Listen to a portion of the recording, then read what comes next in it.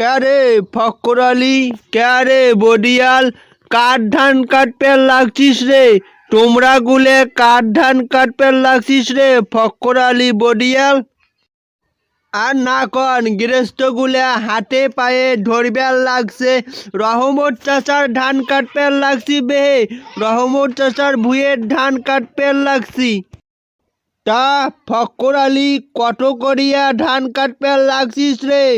তোমরা গুলে কত করিয়া কামলা দিবেল লাগছিস রে ফক্কর আলী কত? ধুর বে চাচা মিয়া, এই গরমত টিকে ফাটা গরমত কায় কামলা দিবেন চাইবে? আমরা তো ভুই কন্ট্রাকে নিয়েছি বেহে।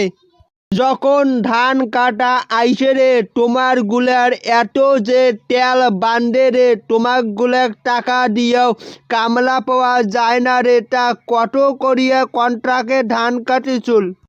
ধুর বে চাচা মিয়া, এভাবে কইলে কি ধান কাটিয়ে দেওয়া যাইবে?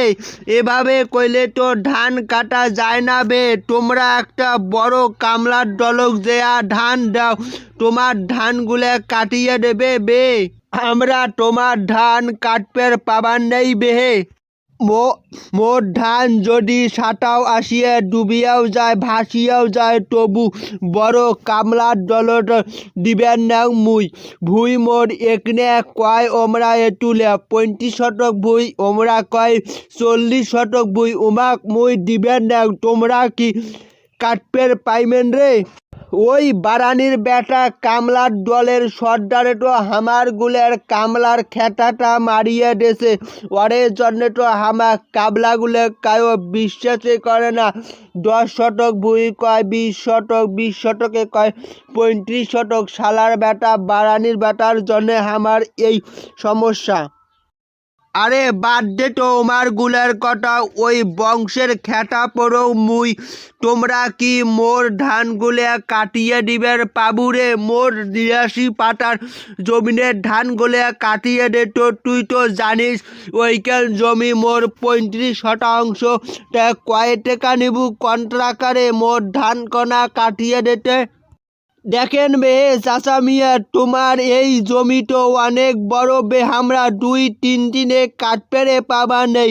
তোমরা বড় একটা কামলার দলক দাও, মোটে বড় কামলার দলের নাম্বার আছে। তোমরা দিবেন নাকি কন, মুই ফোনটা ড্যাংসুম বেহে। দেখে বাবা, মুই বড় কামলার দলক জমি দিবেন না।